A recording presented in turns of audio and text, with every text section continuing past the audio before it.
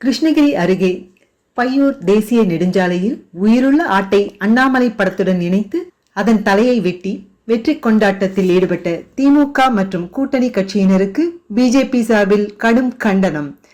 கிருஷ்ணகிரி மாவட்டம் ஹோசூரில் பிஜேபியின் கிருஷ்ணகிரி மேற்கு மாவட்ட தலைவர் எம் நாகராஜ் தலைமையில் நடைபெற்ற கூட்டத்தில் கிருஷ்ணகிரி மக்களவை தொகுதி பிஜேபி வேட்பாளரும் மாநில செய்தி தொடர்பாளருமான சி நரசிம்மன் பங்கேற்றார். அதனைத் தொடர்ந்து செய்தியாளர்களிடம் பேசிய நரசிம்மன், நடைபெற்று முடிந்த மக்களவை தேர்தலில் கிருஷ்ணகிரி மக்களவை தொகுதி வேட்பாளராக போட்டியிட்ட தனக்கு 2,12,000 வாக்குகள் அளித்த வாக்காளர்களுக்கும் அதற்காக கடுமையாக உழைத்த பிஜேபி மற்றும் கூட்டணி கட்சியினர் அனைவருக்கும் நன்றியை தெரிவித்தார். அண்மையில் வாக்கு எண்ணிக்கையின் பொழுது திமுக கூட்டணி வேட்பாளர் காங்கிரஸ் கட்சியை சேர்ந்த கோபிநாத் முன்னிலை என செய்தி அறிவிக்கப்பட்டது. அந்த சமயத்தில் கிருஷ்ணகிரி அருகே உள்ள பையூர் கிராமத்தில் தேசிய நெடுஞ்சாலை பகுதியில் உயிருள்ள ஒரு ஆட்டை கொண்டு வந்து அதற்கு அண்ணாமலை படத்தை இணைத்து அந்த ஆட்டின் தலையை துண்டாக வெட்டி வெற்றியை கொண்டாடும் விதமாக மேற்கொண்ட செயல் வீடியோவாக பதிவிட்டு சமூக வலைதளங்களில் வைரலாகி அதிர்வலைகளை ஏற்படுத்தியது. இந்த வன்முறை செயலை பிஜேபி வன்மையாக கண்டிப்பதுடன் இதுபோன்ற அநாகரிகமான செயல்களில் ஈடுபட்டவர்கள் மீது நடவடிக்கை எடுக்க காவல்துறையிலும் புகார் அளித்துள்ளதாக தெரிவித்தார். மேலும் வாக்கு எண்ணிக்கையின் போது அதிமுக வேட்பாளர் உட்பட அவரது கட்சியினருடன் நேரில் பேசிய பொழுது அவர்கள் தங்கள் கூட்டணியில் இல்லாது போனது மிகப்பெரிய தவறு என்பதை உணர்ந்து பேசினார்கள். கூட்டணியில் இருந்து விலகி சென்றது அதிமுக தான், கூட்டணியை விட்டு செல்ல நிர்பந்தித்தது பிஜேபி இல்லை என்றும் தெரிவித்தார். எனவே பிஜேபி தலைவர்களை நேரில் சந்தித்து அதிமுக தலைவர்கள் இதற்கு வருத்தம் தெரிவித்து மீண்டும் கூட்டணி அமைக்க வேண்டும் என்று அவர் தெரிவித்தார். நடைபெற்ற நாடாளுமன்ற தேர்தலிலே கிருஷ்ணகிரி நாடாளுமன்ற தொகுதியிலே பாரதிய ஜனதா இயக்கத்திற்கு தாமரை சின்னத்திற்கு 2,15,000 வாக்குகளை பெற்றுக் கொடுத்த வாக்காளர் பெருமக்களுக்கும் இயக்கத்தினுடைய நண்பர்களுக்கும் கூட்டணி இயக்கத்தினுடைய நண்பர்களுக்கும் தலைவர்களுக்கும் தொண்டர்களுக்கும் அத்தனை பேருக்கும் பாரதிய ஜனதா இயக்கத்தின் சார்பாக எங்களுடைய நன்றி கலந்த வணக்கங்களை பொறுப்பாதங்களை வணங்கி வைக்கிறோம். இன்றைய செய்தியாளர் சந்திப்பு என்பது மிக முக்கியமாக கிருஷ்ணகிரி அடுத்த பையூர் பகுதியிலே ஒரு தேசிய நெடுஞ்சாலையிலே ஒரு ஆட்டை கொண்டு வந்து நெடுஞ்சாலை நடுப்பகுதியிலே மையத்திலே வைத்து அண்ணாமலையுடைய படத்தை அதில் இணைத்து அந்த ஆட்டுக்குட்டியை வெட்டி அந்த இரத்தக்கரையோடு தலை எழுத்து சென்ற செய்தியையும் படத்தையும் இன்றைக்கு நீங்கள் பார்த்திருப்பீர்கள். இந்தியா முழுவதும் அது சென்று உலகத்தினுடைய இருக்கக்கூடிய சேனல்களை இன்றைக்கு வந்துவிட்டது. இவ்வளவு ஒரு கேவலமான நிலைமையை ஒரு அரசியல் சக்தி என்று சொல்லக்கூடிய தமிழ்நாட்டின் ஆட்சி பொறுப்பில் இருக்கக்கூடிய திராவிட முன்னேற்ற கழகத்தினுடைய அந்த இயக்கத்தில் இருப்பவர்கள் எடுத்திருப்பது செய்திருப்பது மிக கேவலமான அநாகரிகமான செயல் மட்டுமல்ல, மனித குலத்திற்கும் ஒரு வாழ்வியல் முறைக்கும் எதிரானது என்பதை இங்கே கண்டிப்பாக கண்டித்து பாரதிய ஜனதா இயக்கம் வன்மையாக இதை கண்டிக்கிறது. டெல்லிக்கு சென்றிருந்த முதல்வர் இதை அறிந்தாரோ இல்லையோ, அவர்கள் தேர்தல் இங்கே வென்றாலும் டெல்லியில் ஆட்சிக்கு வர முடியவில்லை என்ற ஆதங்கத்திலே எல்லா தேர்ந்தெடுக்கப்பட்ட அந்த எம்பிக்கெல்லாம் இந்த மந்திரி அந்த மந்திரி நேற்று வரைக்கும் சொல்லிட்டு இருந்த கனவெல்லாம் போனதனுடைய வெறுப்பில் அந்த கட்சியில் இருக்கக்கூடிய சில கேடு கெட்டவர்கள் இது போன்ற அயோக்கியத்தனமான காரியத்தில் ஈடுபட்டிருக்கிறார்கள். அதற்கு எங்களுடைய வன்மையான கண்டனத்தை நாங்கள் இங்கே தெரிவித்துக் கொள்கிறோம். இப்போ தான் நான் காவேரிப்பட்டினம் போலீஸ் ஸ்டேஷனில் இன்ஸ்பெக்டர் பாலாஜியை கூப்பிட்டு சொன்னேன், நடவடிக்கை எடுப்பதாக சொல்லியிருக்கார். பாரதிய ஜனதா கட்சியின் சார்பாக அங்கே ஒரு 100 பேர் போலீஸ் ஸ்டேஷனில் உட்காந்து உடனே எஃப்ஐஆர் போடணும்னு கேட்டிருக்காங்க. பையூர் மலை பையூர் 2 ஊரில் இருந்து இந்த கேவலமான வேலையை பண்ணியிருக்காங்க. அது போலவே எஸ்பிக்கு இப்போ தான் பேசினேன், அவர் ஏடிஜிபி மீட்டிங்கில் சேலத்தில் இருக்கிறதாகவும் நடவடிக்கை எடுக்கப்படும் என்று உறுதியாற்றிருக்கார்.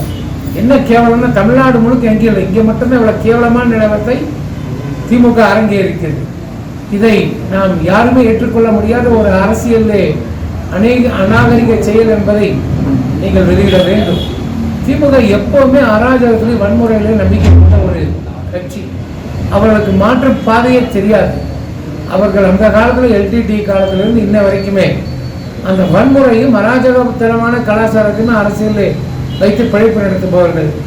அவர்கள் இதை செய்திருப்பது, இந்த நேரத்தில் செய்திருப்பது மிகப்பெரிய ஒரு அசிங்கமான ஆச்சரியத்தை உண்டாக்கியது. ஒரு நாகரிகமான சமுதாயத்திலே மக்கள் வாழக்கூடிய பகுதியிலே, நெடுஞ்சாலை பகுதியில் இதை செய்து இன்று தமிழகத்திற்கும் கிருஷ்ணகிரி மாவட்டத்திற்கும் திராவிட முன்னேற்ற கழகம் மிகப்பெரியதொரு அவப்பெயரை உண்டாக்கி இருக்கிறது உலக அரங்கில் என்பதை எண்ணி பார்க்கின்ற போது திராவிட முன்னேற்ற கழகத்துடைய தலைவர் ஸ்டாலின் அவர்களும் அந்த உயர் பதவியில் இருப்பவர்களும், குறிப்பாக இந்த மாவட்டத்திலே அந்த திமுகவை நடத்தக்கூடிய அந்த பொறுப்பாளர்களும் அவர்களுக்கு தலைகுனிவாக இருக்கக்கூடிய இந்த செயலை கண்டிக்க வேண்டும். இல்லை என்று சொன்னால் அவர்கள் சொல்லித்தான் இதை செய்ததாக கருத வேண்டியிருக்கும். ஆகவே அவர்களையும் சேர்த்து இந்த நேரத்தில் கண்டிக்க வேண்டியது நம்முடைய கடமை என்பதை இங்கே நான் சொல்லிக்காட்ட விரும்புகின்றேன் நண்பர்களே.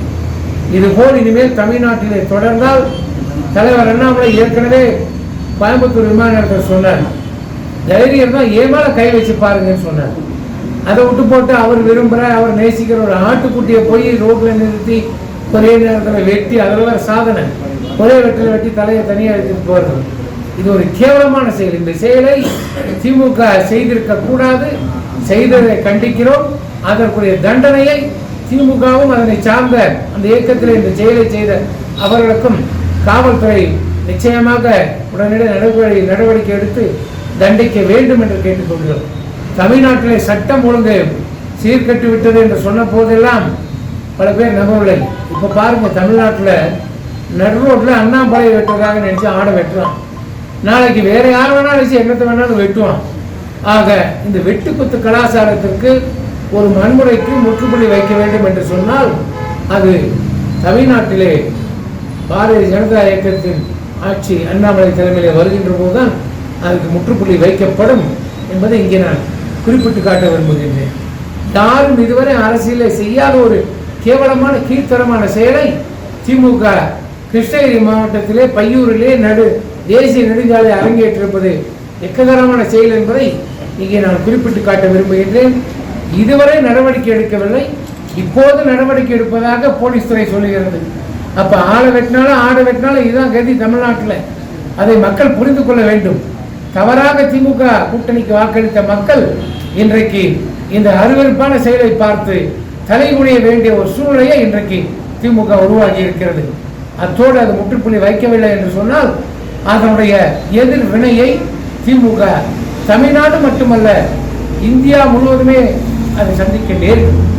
ஏற்கனவே சனாதனத்தை பற்றி தவறாக பேசிய உதயநிதி ஸ்டாலின் அவர்கள் தமிழ்நாட்டை விட்டு எங்குமே செல்ல முடியாத ஒரு நிலை உண்டாக்கினார். இன்றைக்கு அந்த நிலை வன்முறையை தூண்டியிருக்கின்ற திமுக செய்திருக்கிறது. அவர்கள் நிறுத்திக் கொள்ள வேண்டும், இல்லை என்றால் தண்டனைக்கு நிச்சயமாக ஆளாவார்கள் என்பதை இந்த நேரத்திலே உங்கள் மத்தியில் நான் சொல்லிக்கொள்ள விரும்புகின்றேன். சார், இந்த பிஜேபியும் ஏடிஎம்கேவும் சேர்ந்து இந்த தேர்தலை களங்கண்டா திமுக நிறைய தொகுதிகளை இழந்திருக்கும் அப்படின்னு சொல்லி வேலுமணி சொன்னாரு. தமிழிசை சவுந்தரராஜன் கூட அதை வந்து ஆமா அப்படிங்கிற கருத்தை சொல்றாங்க. வருங்காலங்களில் இந்த கூட்டணி எப்படி சேர்றதுக்கு உண்டான வாய்ப்புகள்? தலைவர் இதுக்கும் சேர்த்து விமான நிலையத்தில் பதில் சொன்னார்.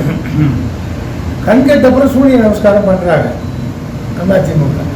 முந்தா நாள் ஓட்டு என்ற இடத்துல அத்தனை அதிமுக தலைவர் என்ன சந்திச்சாங்க, இன்க்ளூடிங் வேட்பாளர் ஜேபி உள்பட.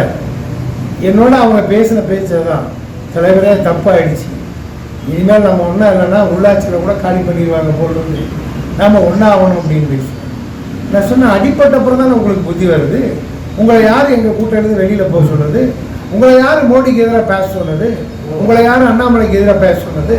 நாங்கள் சொல்லலையே. நீங்களாம் வெளியில் போகிறீங்க, டெல்லியில் ஒன்று சொல்கிறீங்க, சென்னையில் ஒன்று சொல்கிறீங்க, அண்ணாமலை அசிங்கமாக திட்டுறீங்க, பிஜேபி நோட்டா வாங்க முடியாது, நோட்டா கீழேன்னு சொல்கிறீங்க.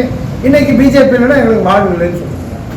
இது இந்த நிலைமை உண்டாக்குவதற்கு அதிமுக தலைமை தான் காரணம், நாங்கள் காரணம் அல்ல.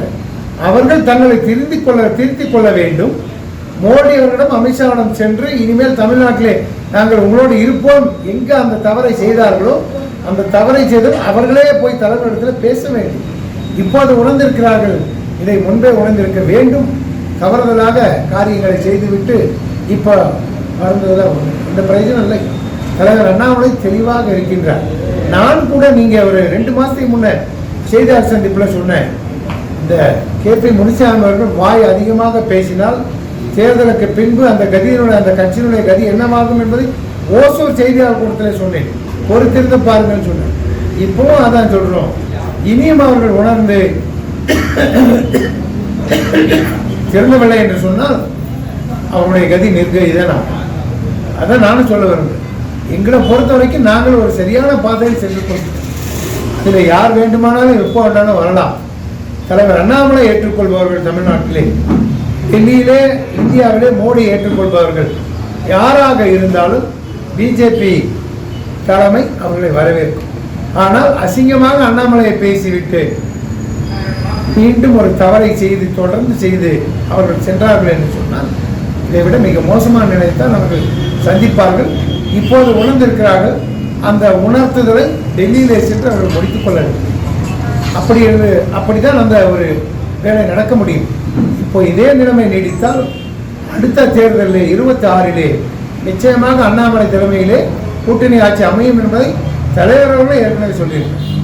அதை பொறுத்து கொள்ள முடியாத இவர்கள் தான் நாங்கள் அப்படியா இருந்தோம் இப்படியா இருந்தோம் 4 வருஷம் இந்த ஆட்சியை காப்பாற்றணுன்ற நன்றி விசுவாசம் இல்லாமல் மோடியை பற்றியும் அமித்ஷாவை பற்றியும் அண்ணாமலை பற்றியும் மிக கேவலமாக கிண்டலாக பேசியதோடு மட்டுமல்லாமல் எல்லா விதமான சோசியல் மீடியாக்கள் மிக கீழ்த்தரமான செய்திகளை எல்லாம் பறக்கிறார்கள். இப்போது உணர்ந்திருக்கிறார்கள். அவர்கள் உணர்ந்ததற்காக நான் சந்தோஷப்படுகிறேன்.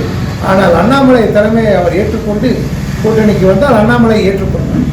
அண்ணாமலை ஏற்றுக்கொள்ளாமல் நாங்கள் தான் தலைவரேன்னு சொல்லி பேசிட்டு இருந்தாங்கன்னா நிச்சயமாக தமிழ்நாட்டில் அது எடுப்படாது.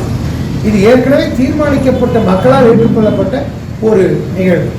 அண்ணாமலை தான் அடுத்த முதல்வர் என்பதை நாங்கள் ஏற்றுக்கொண்டிருக்கிறோம்.